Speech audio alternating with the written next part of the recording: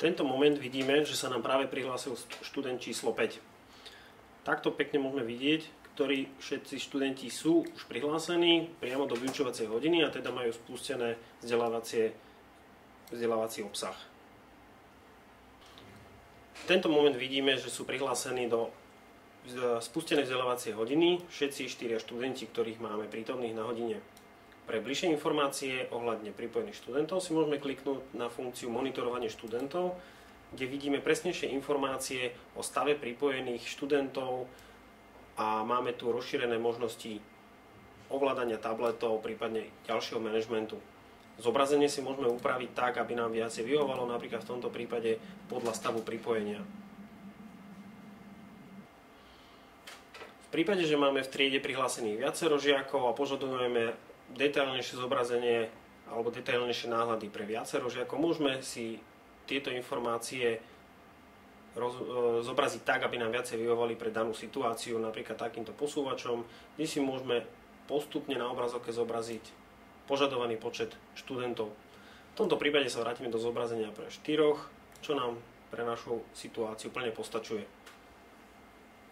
V spustenej hodine jednotliví študenti môžu pokračovať svojím vlastným tempom, môžu si voľne prezerať materiály, môžu s tým pracovať.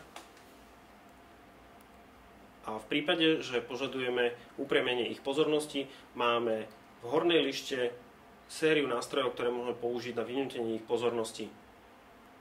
V prípade potreby upriamenia pozornosti študentov na obsah, ktorý je premietaný na interaktívnej ploche alebo na výklad učiteľa, môžeme využiť funkciu uzamknutie obrazovky.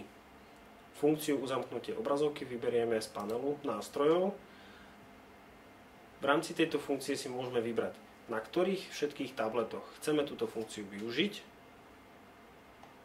a vybrať si jednoduchým zaškrtnutím alebo odškrtnutím konkrétneho tabletu. Prípadne, ak chceme spustiť uzamknutie obrazovky na všetkých tabletoch naraz, zaškrtneme tlačidlo Vybrať všetko. S tlačením tlačidla OK funkciu uzamknutie obrazovky spustíme na všetkých tabletoch súčasne. V tento moment tablety sú uzamknuté aj z pohľadu obsahu, aj z pohľadu ovládania a pozornosť žiakov je upriamená priamo na výklad učiteľa alebo na interaktívnu tabulu. Odomknutie samotných tabletov spravíme rovnakým spôsobom, ako sme ich uzamkli. Funkciu uzamknutie obrazovky si danú funkciu vyvoláme a odškrtnutím konkrétneho tabletu alebo tabletov, prípadne odškrtnutím tlačidla Vybrať všetko a stlačením tlačidla OK všetky tablety naraz zaktívnime a uvoľníme pre používanie jednotlivým žiakom. V okne monitorovanie študentov máme v nástrojoch možnosť otvoriť konkrétnu adresu URL na všetkých tabletoch študentov. Kliknutím na toto tlačidlo môžeme si napísať adresu, akú chceme zobraziť na jednotlivých študentských tabletoch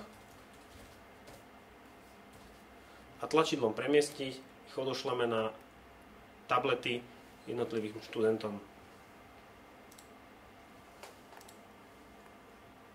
Späť do prezentácie hodiny sa študent vráti ťuknutím na ikonu Späť.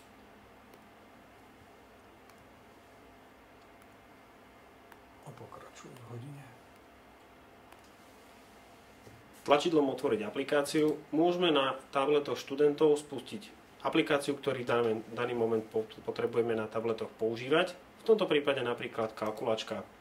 Označíme si aplikáciu a tlačidlom spustíme. Na všetkých tabletoch majú študenti spustenú požadovanú aplikáciu. Späť do prezentácie hodiny sa znovu vráti ťuknutím na ikonu Späť. Funkciou automatického vypínania môžeme všetky tablety v jeden moment naraz vypnúť, napríklad na konci vyučovacej hodiny. Samsung School nám umožňuje manažovať aplikácie na študentských tabletoch, teda určiť, ktorú aplikáciu alebo funkciu si študent môže alebo nemôže na tablete spustiť počas vyučovacej hodiny. Tlačidlom Upraviť si môžem vybrať rôzne možnosti, akým spôsobom budú umožňované funkcie alebo aplikácie pre používanie na tabletoch jednotlivých žiakov počas vyučovania riadeného Samsung School. Ak sa chceme pozrieť na stav práce jednotlivého študenta a zverejniť ho na interaktívnej ploche, môžeme si ho po jednoduchým kliknutím na zoznam študentov, ktorí sú online, zobraziť na interaktívnej ploche a pozrieť si stav jeho práce. V tento moment máme na ploche interaktívnej tabule zobrazenú obrazovku konkrétneho tabletu, na ktorej študent ukazuje svoju prácu ostatným žiakom v triede, môže ju komentovať, môže písať poznámky, prípadne ostatní žiaci sa môžu podieľať na jeho práci. Za dobrú prácu študentovi môžeme dať značku za odmenu, môžeme mu poblahoželať a pošleme mu nejakú peknú ikonku.